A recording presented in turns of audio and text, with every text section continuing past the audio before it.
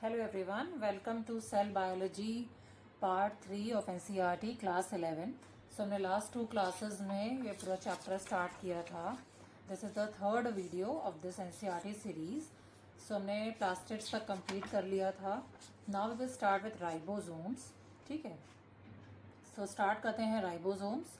Ribosomes are the granular structures first observed under the electron microscope as dense particles by George पैलाडे 1953.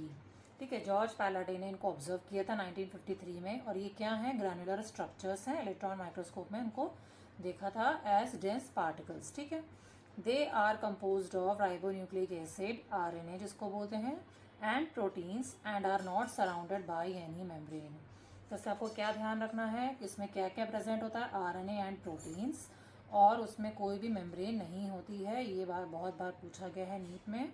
ठीक है, तो उसमें कोई भी मेम्ब्रेन नहीं होती है राइबोसोम्स में. और जॉर्ज पैलाडे ने 1953 में इनको ऑब्जर्व किया था एज ग्रैनुलर स्ट्रक्चर्स. ठीक है, इस पैराग्राफ में इतना ध्यान रखना है. Next, the eukaryotic ribosomes are 80S while the prokaryotic ribosomes are 70S.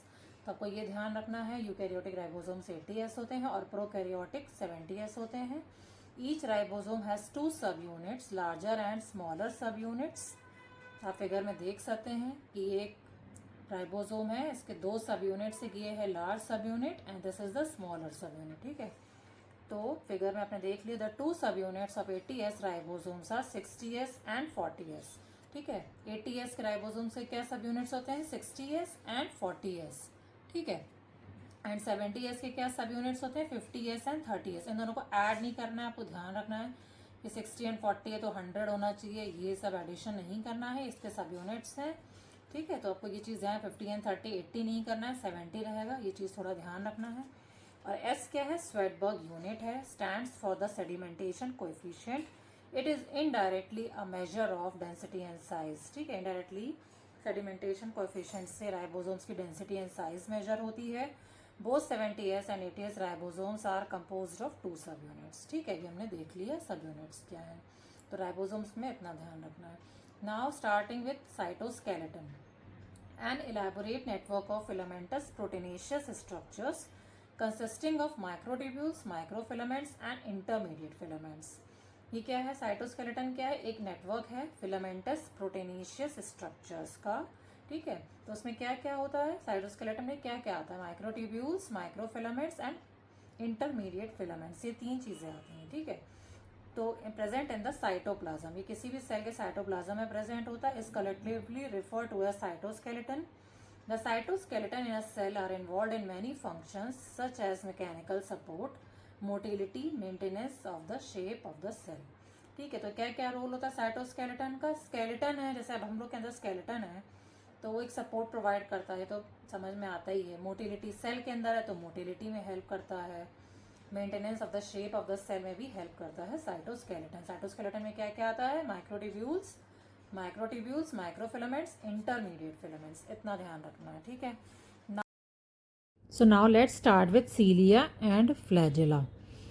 तो आप देख सकते हैं इसका डायग्राम भी दिया हुआ है. Cilia singular is cilium and flagella singular flagellum are hair like outgrowths of the cell membrane. तो सेल मेम्ब्रेन में जो प्रोजेक्शंस होते हैं, हेयर लाइक आउटग्रोथ्स होते हैं, उनको बोलते हैं सीलिया एंड फ्लैजेला. वैसे होते हैं. ठीक है, cilia are small structures which work like oars. Oars मतलब जैसे कि आप बोट में देखते होंगे 2 स्टिक्स रहते हैं, चप्पू होता है ना जैसे बोट को चलाता है, तो वैसे वो सेल को चलाता है. ठीक है, causing the movement of either the cell or the surrounding fluid. ठीक है, तो सेल के मूवमेंट में हेल्प करेगा या फ्लूइड जो उसके आसपास होता है उसमें हेल्प करेगा. ठीक है, flagella are comparatively longer and responsible for cell movement. Flagella का क्या काम होता है? लॉन्गर होते हैं और सेल मूवमेंट में हेल्प करते हैं.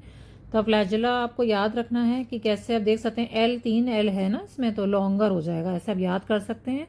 तो ये सब थोड़े स्मॉल स्टेटमेंट्स हैं, तो आपको ध्यान रखना होगा. फ्लैजेला लॉन्गर होते हैं और सेल मूवमेंट में हेल्प करते हैं. ठीक है, the prokaryotic bacteria also possess flagella but these are structurally different from that of the eukaryotic flagella.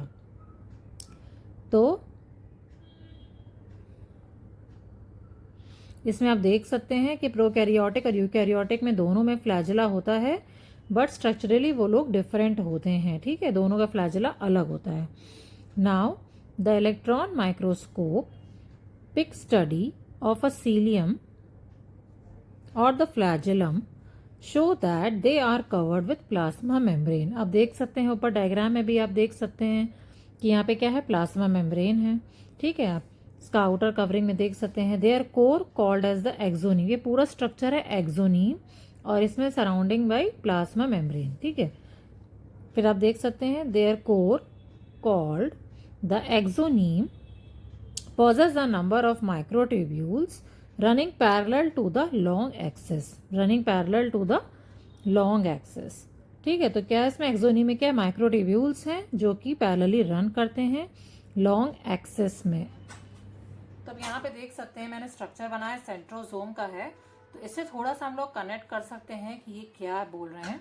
यहाँ पे आप देखिए ये दो सेंट्रियोल्स मिलके सेंट्रोसोम बना रहे हैं, ठीक है, ये तो बेसिक सेंट्रोसोम का है। और यहाँ पे आप देखिए माइक्रोट्यूब्यूल्स के ट्रिपलेट्स है और ये हैं से पैरेलली अरेंज्ड माइक्रोट्यूब्यूल्स। तो इससे समझिए ये जो लाइन बोल रहे हैं, their core called as the axoneme possesses a number of microtubules running parallel to the long axis. इस तरह से सीलिया फ्लैजिला में भी माइक्रोट्यूब्यूल्स अरेंज्ड होते हैं, ठीक है। The axoneme usually has 9 doublets of radially arranged peripheral microtubules. Axoneme usually has 9 doublets, 9 doublets आप देख सकते हैं कि यहाँ पे 9 डबलेट्स हैं। तो यहाँ पे क्या देखा हमने, the axoneme usually has 9 doublets of radially arranged peripheral microtubules. अब आप यहाँ पे देख सकते हैं कि 9 डबलेट्स हैं, देखिए 1 2 3 4 5 6 7 8 9 डबल डबल है तो डबलेट्स। और पेरिफेरल मीन्स की आउटर एरिया में माइक्रोट्यूब्यूल्स हैं, डबलेट्स में पेरिफेरल अरेंजमेंट है, ठीक है, पेरिफेरल में सरफेस पे, ठीक है। And a pair of centrally located microtubules, pair of centrally located microtubules ये हैं सेंट्रली वाले दो पेयर, ठीक है। तो ध्यान रखना 9+2 अरेंजमेंट इसको बोलते हैं, 9+2 हमेशा याद रखिएगा, 9 इधर 2 इधर, ठीक है। फिर क्या है, such an arrangement of axonemal microtubules is refer to as the 9+2 array, 9+2 arrangement बोलते हैं। The central tubules are connected by bridges, यहाँ पे जो सेंट्रल ट्यूब्यूल्स हैं ये वाले एक ब्रिज से कनेक्टेड हैं, ठीक है, ये बी मैंने ब्रिज के लिए लिखा है, दो सेंट्रल ट्यूब्यूल ब्रिज से कनेक्टेड हैं। And is also enclosed by a central sheath which is connected to one of the tubules of each peripheral doublets by a radial spoke. अब देखिए क्या बोल रहा है कि दो जो सेंट्रल वाले ट्यूब्यूल्स हैं वो है ब्रिज से connected and is also enclosed by a central sheath. ये है सेंट्रल शीथ, जो रेड वाला आप देख रहे हैं ना, इससे इंक्लोज्ड हैं ये वाले सेंट्रल जो माइक्रोट्यूब्यूल्स हैं, ये वाले थोड़ा सा कवरिंग आ रही है ना साइड साइड में रेड वाले। अब देखिएगा सेंट्रल शीथ कैसे याद रखेंगे कि जो रेड वाला है देखिए सी के फॉर्म में है ना, तो सेंट्रल शीथ आपको ध्यान रखना है, ठीक है, डायग्राम बहुत अच्छे से समझना है तो याद रहेगा। अब सेंट्रल शीथ लिए क्या बोल रहा है, विच इज कनेक्टेड, विच मतलब central sheath connected to one of the tubules of each peripheral doublets by a radial spoke. अब देखिए ये जो सेंट्रल वाले माइक्रोट्यूब्यूल्स हैं ये कैसे कनेक्टेड है, यहाँ पे देखिए ये जो है स्पोक्स है ना रेडियल वाले, 4 इधर 4 इधर, ठीक है, 2 छोड़े हुए हैं, बाकी सारे ही कनेक्टेड हैं, ठीक है। द सेंट्रल शीथ कैसे कनेक्टेड है, रेडियल स्पोक्स है। तो रेडियल स्पोक के बारे में there are 9 radial spokes, 9 radial spokes भी हैं, ये वाले देखिए 1 2 3 4 5 6 7 8 9, ठीक है। तो 9 पेरिफेरल माइक्रोट्यूब्यूल्स हैं जो डबलेट्स के फॉर्म में, 9 रेडियल स्पोक्स हैं और 9+2 अरेंजमेंट है एक्सोनीम का, ठीक है। तो thus there are 9 radial spokes. The peripheral doublets are also interconnected by linkers. अब ये जो पेरिफेरल माइक्रोट्यूब्यूल्स है ये भी तो आपस में कनेक्टेड हैं, ये जो ऐसे देख सकते हैं ना इंटर डबलेट ब्रिज लिखा है, इसके लिए इनको लिंकर्स बोलते हैं, लिंकर प्रोटीन्स होते हैं, ठीक है। तो ये जो इंटर डबलेट ब्रिज है जिससे कि ये सब कनेक्टेड है, ब्लू वाले जो इसको बोलते हैं नेक्सिन प्रोटीन के बने होते हैं, इसमें मेंशन नहीं है बट मैं आपको एक्स्ट्रा बता देती हूँ कि सारे नेक्सिन प्रोटीन्स हैं। और आप इनमें देखिए जो ये सर्कुलर सर्कुलर है ना, ये बहुत छोटे छोटे ब्लैक ब्लैक ये हैं डाइनिन आर्म्स। तो दो प्रोटीन्स के नाम थोड़ा सा ध्यान रखेंगे तो बेटर रहेगा, नेक्सिन एंड डाइनिन, ठीक है। इंटर डबलेट ब्रिज होता है नेक्सिन, ये लिंकर्स का काम करते हैं दो पेरिफेरल माइक्रोट्यूब्यूल्स को ज्वाइन करने के लिए, ठीक है। Thus, there are 9 radial spokes. The peripheral doublets are also interconnected by linkers. Both the cilium and flagellum emerge from centriole-like structure called the basal bodies. तो सीलियम एंड फ्लैजेलम कैसे emerge करते हैं, centriole like structure जो basal bodies होते हैं उससे emerge करते हैं, ठीक है। ये हो गया सीलिया का स्ट्रक्चर। आप इसको एक बार फिर से पढ़िएगा तो आपको होपफुली अच्छे से समझ में आएगा। कोई भी डाउट अगर आपको आ रहा है तो ज़रूर कमेंट करिएगा, I will reply to all your queries. ठीक है, सो ये हमने कंप्लीट कर लिया cilia and flagella. Now starting with centrosome and centrioles. Centrosome का मैंने आपको डायग्राम थोड़ा सा भी आइडिया दिया था, इसमें एनसीईआरटी में नहीं है, बट ये समझना बहुत ज़रूरी है। क्या है centrosome? Is an organelle usually containing two cylindrical structures called centrioles. एक सेंट्रोजोम का स्ट्रक्चर है ये पूरा, दो सेंट्रियोल्स हैं ये और ये। ठीक है, ये दो सेंट्रियोल के स्ट्रक्चर्स, दो सेंट्रियोल मिलके एक सेंट्रोजोम बनाते हैं। ठीक है, मुझे कंफ्यूज नहीं होना है। They are surrounded by amorphous pericentriolar materials. Amorphous मतलब शेपलेस। ठीक है, दो कैसे सराउंड करते हैं? Shapeless pericentriolar materials. Both the centrioles in a centrosome lie perpendicular to each other in which each has an organisation like the cart wheel. तो ये cart wheel structure के फॉर्म में है और जो दो सेंट्रियोल्स हम देख सकते हैं 90 डिग्री के एंगल में हमेशा ऑर्गेनाइज्ड रहते हैं। ठीक है, तब ये देख सकते हैं दो सेंट्रियोल्स हैं, ये सारे माइक्रोट्यूब्यूल्स और यहाँ पे माइक्रोट्यूब्यूल ट्रिपलेट है। यहाँ पे क्या था? Microtubule doublets. तो यहाँ पे देखिए 3 3 3 करके अरेंजमेंट है, पूरे 9 है। 1 2 3 4 5 6 7 8 9, तो ये भी 9 होते हैं। ठीक है, आगे देखते हैं। They are made up of 9 evenly spaced peripherals fibrils of tubulin protein. इसमें कौन सा प्रोटीन है? ये जो 9 माइक्रोट्यूब्यूल्स हैं ये क्या है?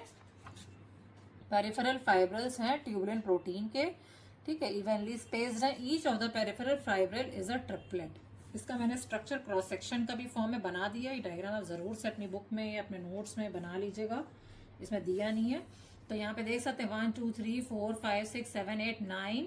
ठीक है, 9 ट्यूबुलिन प्रोटीन के माइक्रोट्यूब्यूल्स हैं, ट्रिपलेट के फॉर्म में अरेंज्ड हैं। ठीक है, the adjacent triplets are also linked. सारे आपस में लिंक्ड रहते हैं कि देखिए सारे कनेक्टेड हैं। ठीक है, connected to each other, linked है। The central part of the proximal region of the centriole is also proteinaceous and called the hub। जो उसका central part है, ठीक है, वो भी उसको hub बोलते हैं, वो भी प्रोटीन का बना होता है। which is connected with tubules of the peripheral triplets by radial spokes made of protein। सब कुछ प्रोटीन का है, यहाँ पे hub भी प्रोटीन का है और hub जो है सबसे कनेक्टेड है। तो ये रेडियल स्पोक्स हैं, ये जो डंडे हैं ना, स्टिक्स देख रहे हैं ना, ये सारे कनेक्टेड है। रेडियल स्पोक्स कनेक्टेड है माइक्रोट्यूब्यूल से। जो ट्यूबुलिन प्रोटीन का सब कुछ प्रोटीन का, हब भी स्पोक्स भी। ठीक है, by radial spokes made of protein. तो हब भी कनेक्टेड है, connected with tubules of the peripheral triplets by radial spokes made of protein. ठीक है, the centrioles form the basal body of cilia और फ्लैजिला। उनका क्या काम होता है? सेंट्रियोल का बेसल बॉडी फॉर्म करते हैं सीलिया और फ्लैजिला का। And spindle fibres that give rise to spindle apparatus during cell division in animal cells. तो इनका क्या काम है? फॉर्म करते हैं बेसल बॉडी सीलिया फ्लैजिला का, स्पिंडल फाइबर फॉर्मेशन में हेल्प करते हैं, जो कि स्पिंडल apparatus फॉर्म करता है during cell division in animal cells. ठीक है, तो इसमें आपको ध्यान रखना है, यहाँ पे हब है, यहाँ पे ट्रिपलेट्स हैं, सब कुछ प्रोटीन का है। रेडियल स्पोक्स, हब, सारी चीज़ें प्रोटीन की बनी हैं। किस चीज़ में? सेंट्रोजोम एंड सेंट्रियोल्स का हम पढ़ रहे थे। ठीक है, hope this much is clear. Now let's start with nucleus. ठीक है, nucleus as a cell organelle was first described by Robert Brown as early as 1831। Later the material of the nucleus stained by the basic dyes was given the name chromatin by Flemming. Nucleus किसने discover किया था? Robert brown ने। ये बहुत important है। ठीक है, और उसके बाद क्या हुआ था? Later the material of the nucleus stained by the basic dye. जो उसमें मटेरियल होता है उसको स्टेन करने के बाद बेसिक डाई से उसका नेम दिया था फ्लेमिंग ने, क्रोमैटिन बोलते हैं उसको, जो उसका मटेरियल होता है। ठीक है, फ्लेमिंग ने दिया था क्रोमैटिन, ये इंपॉर्टेंट है। अब यहाँ पे डायग्राम देख सकते हैं न्यूक्लियस का स्ट्रक्चर में। यहाँ पे न्यूक्लियोप्लाज्म में जो मैट्रिक्स होता है उसको बोलते हैं न्यूक्लियोप्लाज्म। यहाँ पे होता है न्यूक्लियोलस, इसमें प्रॉपर ऐसा मेम्ब्रेन नहीं होता है। ठीक है, और न्यूक्लियर पोर्स है। मेम्ब्रेन में आप देख सकते हैं यहाँ पे छोटे छोटे पोर्स, परफोरेशंस होते हैं बीच बीच में। ये न्यूक्लियर मेम्ब्रेन है, ये जा रहा है जो सर्कुलर, और यहाँ पे छोटे छोटे परफोरेशंस होते हैं, उसको बोलते हैं न्यूक्लियर पोर। तो ये चीज़ें ध्यान रखनी, nucleoplasm, nucleolus, nuclear pore, nuclear membrane. Nucleus के अंदर न्यूक्लियोलस होता है, ये ध्यान रखना है, इसमें कन्फ्यूजन रहता है। अब चलिए स्टार्ट करते हैं। The interphase nucleus, nucleus of a cell when it is not dividing. Interphase क्या फेज होता है? रेस्टिंग फेज होता है। ठीक है, उसमें कोई एक्टिविटी उस समय नहीं हो रही है, इट इज़ नॉट डिवाइडिंग। अगर आप पढ़ेंगे आगे सेल डिवीजन में ठीक है, which has highly extended and elaborate nuclear protein fibres called as chromatin. इसमें क्या होता है इंटरफेस न्यूक्लियस में? Extended and elaborate nuclear protein fibres present होते हैं, chromatin, nuclear matrix and one or more spherical bodies called as nucleoli. तो ये कब की बात कर रहा है? इंटरफेस में क्या क्या होता है? क्रोमैटिन होता है, फाइबर्स होते हैं, न्यूक्लियर मैट्रिक्स होता है जिसको बोलते हैं nucleoplasm, and one or more spherical bodies called as nucleoli. तो इसका सिंगुलर पार्ट होता है, सिंगुलर में न्यूक्लियोलस बोलते हैं, अगर सिंगल है तो न्यूक्लियोलस बोलते हैं, या वन और वन से ज्यादा है तो न्यूक्लियोलाई। ठीक है, electron microscopy has revealed that the nuclear envelope which consist of two parallel membranes with a space between called as a perinuclear space. ठीक है, इस चीज का डायग्राम एनसीईआरटी में नहीं है तो मैंने यहाँ पे अलग से मेंशन किया हुआ है। पहले डायग्राम थोड़ा सा मैं आपको समझा देती हूँ, फिर रीड करेंगे तो जल्दी समझ में आएगा। ठीक है, ये भी न्यूक्लियस का ही स्ट्रक्चर है बट क्लैरिटी नहीं है इस डायग्राम में उतनी डिटेल में। तो ये देखिए यहाँ पे सबसे पहले हम स्टार्ट करते हैं आउटर न्यूक्लियर मेम्ब्रेन से। देखिए दो मेम्ब्रेन है, आउटर न्यूक्लियर मेम्ब्रेन, ठीक है, और इनर न्यूक्लियर मेम्ब्रेन के अंदर वाला, और इन दोनों के बीच में गैप है, इसके बारे में बात कर रहा है। ये पेरी न्यूक्लियर स्पेस जो है ना, ये 10 से 50 नैनोमीटर की होती है, 10 से 50 नैनोमीटर्स की होती है ये स्पेस आउटर एंड इनर के बीच में। ठीक है, और जो आउटर मेम्ब्रेन होती है ना इसकी, वो किससे कनेक्टेड होती है पता है? एंडोप्लाज्मिक रेटिकुलम से कनेक्टेड होती है। एक सेल के अंदर समझिए इसको, एक सेल के अंदर है ये। तो सबसे पहले तो न्यूक्लियस होगा छोटा सा, ठीक है, फिर बहुत सारे ऑर्गेनल्स होंगे, तो ये किससे? एंडोप्लाज्मिक रेटिकुलम से ही न्यूक्लियस कनेक्टेड होता है। ठीक है, एंडोप्लाज्मिक रेटिकुलम है ये। और उसके अंदर क्या क्या चीज है यहाँ पे आप देख सकते हैं, न्यूक्लियर एनवेलप है ये पूरा, उसको बोलते हैं न्यूक्लियर एनवेलप। और यहाँ पे बीच बीच में देखिए जो ऐसे बनाए ना मैंने, ऐसे डमरू जैसा छोटे छोटे, यहाँ पे भी है, यहाँ पे भी, यहाँ पे बना हुआ नहीं है, यहाँ पे हर जगह बीच बीच में क्या है? न्यूक्लियर पोर कॉम्प्लेक्स, हमने पढ़ा था ना न्यूक्लियर पोर, तो इस तरह से गैपिंग रहती है बीच बीच में, इसको बोलते हैं न्यूक्लियर एनवेलप, दोनों मेम्ब्रेन्स को मिला के। इसके अंदर है न्यूक्लियोलस, ये मैट्रिक्स टाइप का है जो, उसको बोलते हैं न्यूक्लियोप्लाज्म। सब चीजें मार्क्ड हैं। और यहाँ पे आप देख सकते हैं ये क्या है? क्रोमैटिन है, क्रोमैटिन है DNA and associated protein. Inner membrane, outer membrane, nuclear envelope, nuclear pore complex, ये सारी चीजें आप इसमें से क्लियरली समझ सकते हैं इस डायग्राम में। तो फिर से पढ़ते हैं। Electron microscopy has revealed that the nuclear envelope which consists of two parallel membranes with a space between 10 to 50 nanometer called as the perinuclear space forms a barrier between the materials present inside the nucleus and that of the cytoplasm। तो ये क्या बोल रहा है कि दो membranes हैं, outer membrane, inner nuclear membrane, perinuclear space है। वो क्या काम करता है? उसका होता है 10 to 50 नैनोमीटर का गैप है, ये जो गैप है बीच में इसका बात कर रहा है। और एक बैरियर की तरह काम करता है। जो भी मटेरियल्स इस न्यूक्लियस के अंदर प्रेजेंट हैं और जो भी मटेरियल्स एक सेल, फॉर एग्जांपल एक सेल है, ठीक है, यहाँ पे दिखा देती हूँ, ये सब फॉर एग्जांपल एक सेल है, ठीक है, ये एक न्यूक्लियस है और ये एंडोप्लाज्मिक रेटिकुलम इससे कनेक्टेड है। मैं एक रफ डायग्राम में आपको समझा देती हूँ।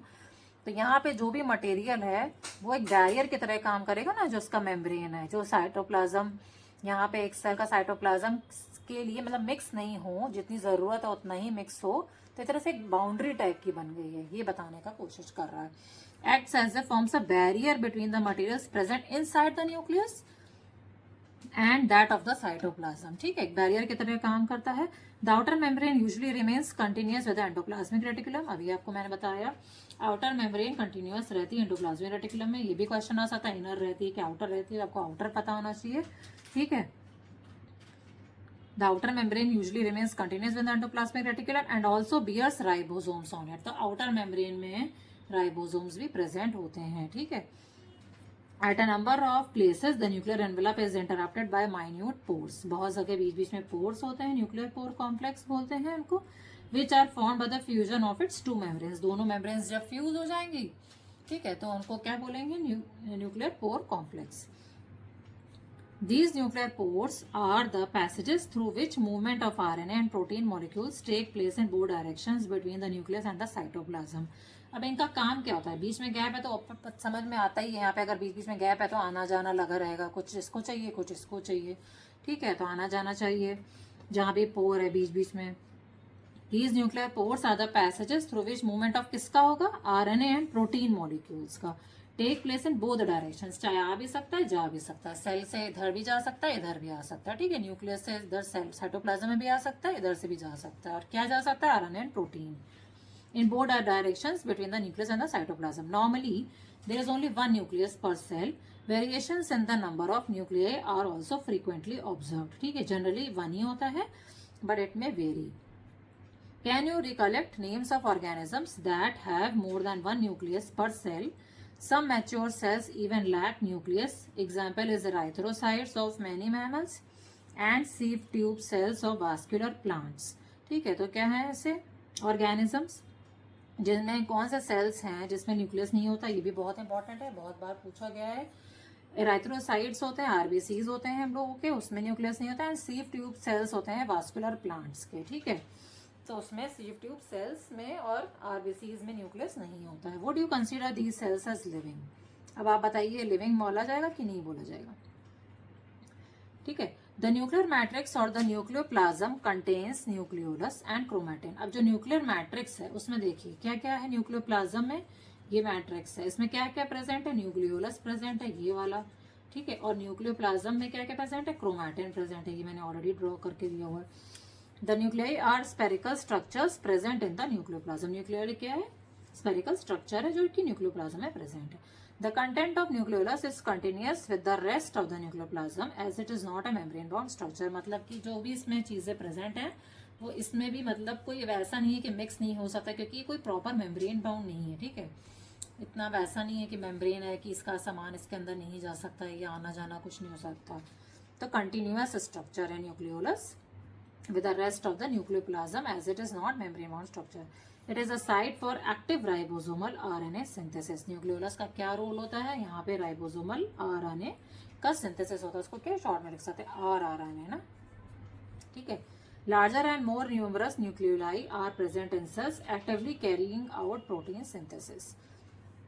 बहुत सारे सेल्स में ज़्यादा न्यूमरस होते हैं न्यूक्लियोलाई जिनका ज़्यादा काम होता है प्रोटीन सिंथेसिस का, तो उसमें ज़्यादा न्यूक्लियोलाई होता है, ठीक है. Larger and more numerous nucleoli are present in cells actively carrying out protein synthesis. ज़्यादा प्रोटीन सिंथेसिस करने के लिए उनको ज़्यादा आरएनए की ज़रूरत पड़ेगी, तो फिर इसलिए उनको ज़्यादा न्यूक्लियोलाई जिसमें होती है उसमें इसका रोल होता है, ठीक है. अब क्या होता है? You may recall that the interface nucleus has a loose and indistinct network of nucleoprotein fibers called as chromatin. Interphase में क्या होता है? Has a loose and indistinct network होता है nucleoprotein fibres called as chromatin. वो हमने यहाँ पे भी पढ़ा था. क्रोमैटिन क्या होता है? इंटरफेस न्यूक्लियस में प्रेजेंट होता है, नेटवर्क होता है न्यूक्लियोप्रोटीन फाइबर्स का. But during different stages of cell division cells show structured chromosomes in place of the nucleus. कहीं कहीं पे क्रोमोसोम्स भी प्रेजेंट होते हैं अलग अलग स्टेजेस की, सेल डिवीजन की स्टेजेस में, ठीक है. ये बोल रहा है in place of the nucleus. Chromatin contains DNA and some basic proteins called as histones. Chromatin में क्या क्या होता है? डीएनए होता है और एक बेसिक प्रोटीन्स होती हैं, इनको बोलते हैं histones.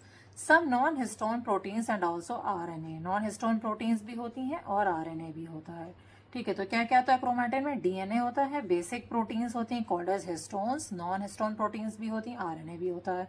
A single human cell has approximately 2 metre long thread of DNA distributed among its 23 pairs of chromosomes. अब क्या बोल रहा है कि एक सिंगल ह्यूमन सेल में 2 मीटर का लॉन्ग डीएनए होता है जो कि डिस्ट्रीब्यूटेड होता है 23 पेयर ऑफ क्रोमोसोम्स. जैसे कि 23 पेयर ऑफ क्रोमोसोम्स है ना, तो 46 हो गए ना, 23 पेयर ऑफ क्रोमोसोम्स होते हैं ना लोगों के अंदर. तो डीएनए ऐसे डिस्ट्रीब्यूटेड है, 2 मीटर लॉन्ग थ्रेड होता है, ठीक है.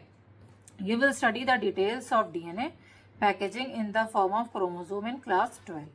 तो डिटेल्स हम लोग पढ़ेंगे क्लास 12 में, ठीक है. नेक्स्ट करते हैं. Every chromosome visible only in dividing cells essentially has the primary constriction और द सेंट्रोमियर. अब हर एक क्रोमोसोम जो कि विजिबल होता है डिवाइडिंग सेल्स के टाइम पे, उसमें क्या होता है? प्राइमरी कंस्ट्रक्शन साइट होती है, उसको बोलते हैं सेंट्रोमियर. जी जैसे कि आप स्ट्रक्चर देखिए क्रोमोसोम का, इसमें काइनेटोकोर मेंशन किया है.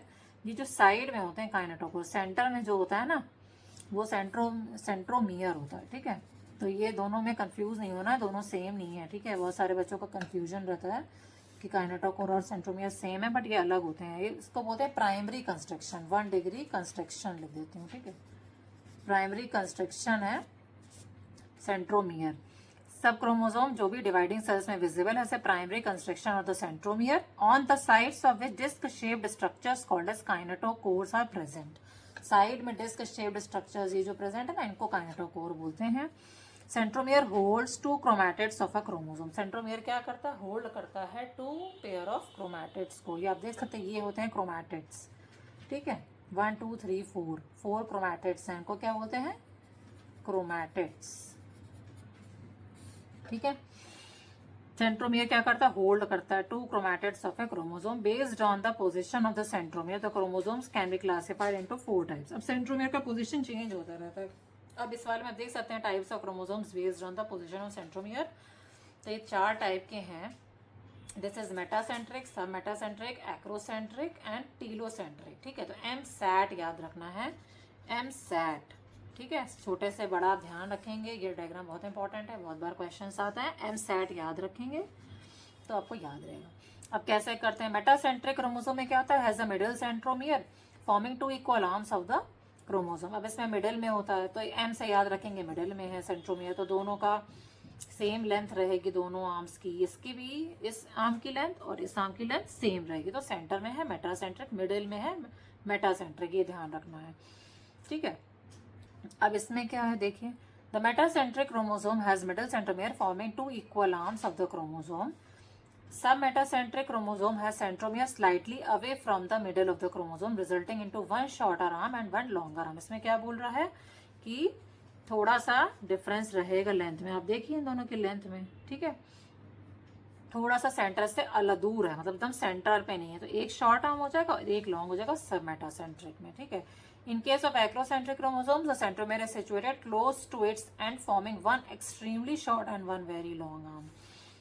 अब इसका डायग्राम देखिए, एक्रोसेंट्रिक का एक बहुत ही छोटा, एक बहुत ही ज्यादा लॉन्ग आर्म है। ये सारे लॉन्ग आर्म्स हो गए, है ना। एक्रोसेंट्रिक में ऐसा रहेगा। फिर क्या है? And 1 very long arm. Whereas the telocentric chromosome है टर्मिनल सेंट्रोमियर। टर्मिनल पे टी से टी याद रखेंगे, मिडिल याद रखेंगे मेटासेंट्रिक में, ठीक है। फिर सब मेटासेंट्रिक आएगा जहाँ पे एक शॉर्ट हो जाएगा, एक लॉन्ग हो जाएगा। और एक्रोसेंट्रिक में तो बहुत ही ज़्यादा डिफरेंस हो जाता है, शॉर्ट आर्म हो जाता है। एंड टीलोसेंट्रिक में क्या होता है? टर्मिनल सेंट्रोमियर, टी से टर्मिनल याद रखना है। टीलोसेंट्रिक में टर्मिनल सेंट्रोमियर, ठीक है। तो ये ध्यान रखना है सारी चीज़ें। एम सैट याद रखना है, मेटासेंट्रिक, सब मेटासेंट्रिक, एक्रोसेंट्रिक और टीलोसेंट्रिक। अब इसमें देखिए मेटासेंट्रिक में क्या है, एक चीज़ नहीं है, सैटेलाइट और सेकेंडरी कंस्ट्रक्शन। इसके बारे में देखते हैं क्या है ये। प्राइमरी कंस्ट्रक्शन तो हमने देखा जहाँ पे सेंट्रोमियर प्रेजेंट है। अब secondary, sometimes a few chromosomes have non staining secondary constructions at a constant location. कभी कभी क्या होता है, कुछ क्रोमोसोम में नॉन स्टेनिंग सेकेंडरी कंस्ट्रक्शंस होते हैं जो कि नॉन स्टेनिंग, जो सेल माइक्रोस्कोप में विजिबल होते हैं कुछ। This gives the appearance of a small fragment called as the satellite. तो उसमें सेकेंडरी कंस्ट्रक्शंस जिसमें देखिएगी तो उसमें सैटेलाइट टाइप का स्ट्रक्चर होगा, और ऐसे क्रोमोसोम्स को सैटेलाइट क्रोमोसोम्स भी बोलते हैं, ठीक है, कॉल्ड एज अ सैटेलाइट। और ऐसे क्रोमोसोम को सैटेलाइट क्रोमोसोम भी बोलते हैं, सैटेलाइट क्रोमोसोम, ठीक है। Hope this much is clear, ठीक है। Now last topic, microbodies. Many membrane bound minute vesicles called as microbodies that contain various enzymes are present in both the plant and animal cells. तो ध्यान रखना है क्या होते हैं microbodies. These are membrane bound है, पहली बात तो माइक्रोबॉडी से एम याद रखिएगा, मेम्ब्रेन बाउंड। माइन्यूट वेसिकल्स होते हैं, स्मॉल होते हैं, माइक्रोबॉडीज एम से सब माइन्यूट, माइक्रोबॉडीज मेम्ब्रेन बाउंड, ठीक है, ध्यान रखना है। दोनों उसमें एंजाइम्स होती हैं बहुत सारे, और दोनों में प्रेजेंट हो भी। अभी स्टेटमेंट आ जाएगा कि microbodies are present only in plant cells, तो आपको ध्यान ही नहीं रहेगा। लास्ट की 2 लाइन वैसे भी कोई ध्यान नहीं देता इतना, है ना। तो बहुत ध्यान से एक एक लाइन को फोकस करना है एनसीईआरटी की। तो ये माइक्रोबॉडीज दोनों में प्रेजेंट होती हैं, प्लांट और एनिमल में, ध्यान रखना है। मेम्ब्रेन बाउंड होता है, माइन्यूट वेसिकल्स होते हैं, माइक्रोबॉडीज, ठीक है। तो this chapter is finished. Hope you have understood. Please comment, आपको थोड़ा सा भी समझ में आया तो प्लीज़ कमेंट करिए, आपको क्या डाउट्स है ज़रूर कमेंट करिए। Finally we have finished this chapter in 3 parts, ठीक है। This is a very important chapter and बहुत सारे क्वेश्चंस आते हैं नीट में। If you are watching the video for the first time, तो this is the 3rd part. Please watch part 1 and part 2 as well. And please comment करके बताइएगा आपको क्या समझ में आया, अच्छा लगा, नहीं अच्छा लगा, जो भी आपके क्वेरीज हैं ऑल आर वेलकम, ठीक है। एंड आपको एमसीक्यूज चाहिए हैं इस टॉपिक से रिलेटेड कि मैं नेक्स्ट चैप्टर को स्टार्ट करूं, बायोमोलिक्यूल्स, ये भी ज़रूर से कमेंट करिएगा। अगर ज़्यादा कमेंट आएंगे PYQ से रिलेटेड तो मैं ज़रूर उस पर एक वीडियो बनाऊंगी इस चैप्टर से, ठीक है। अगर कम व्यूज़ आएंगे, कम मैसेजेस आएंगे PYQs के लिए तो मैं बायोमोलिक्यूल स्टार्ट करूँगी, ठीक है। So please comment if you come across this video and you like it और not. Please subscribe to my channel for more such NCERT series. Thank you so much guys. Have a great day. Bye. Take care.